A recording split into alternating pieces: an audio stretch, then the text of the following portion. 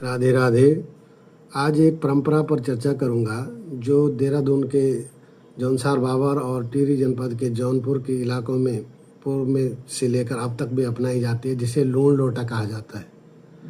इस पर चर्चा से पूर्व आपसे अनुरोध है कि चैनल को सब्सक्राइब करें, लाइक करें और लोगों में भी शेयर करते रहें।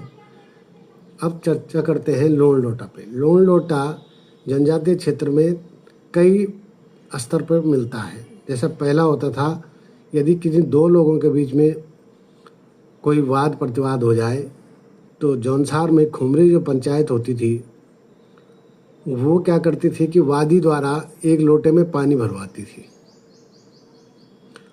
और जो प्रतिवादी होता था उससे कहते थे कि उस लोटे में लूण यानी मोटा नमक डालो।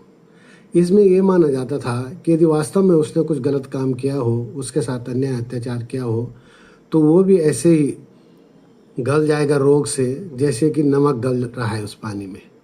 उसी प्रकार रोगग्रस्त हो जाएगा, सड़ जाएगा। ये परंपरा थी और ये माना जाता था। एक पक्ष तो ये है। दूसरा पक्ष क्या होता था कि यदि आप कोई दो पक्ष आपस में एक समझौता करते हैं तो कोई उस समझौते से टले ना, या पंचायत में कोई बात निर्णय हुई और कोई उससे टले ना, तो क्या किया जाता था, मंदिर में एक लोटे में पानी रखा जाता था और सबसे कहा जाता था कि इसमें अपने हाथ से नमक डालिए। जो इस अनुबंध को तोड़ेगा वो जैसे ये नमक गल रहा है वो ऐसे गल जाएगा। तो ये भी इसकी एक प्रथा थी।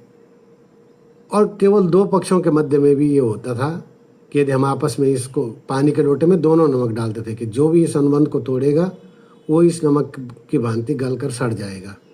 तो ये एक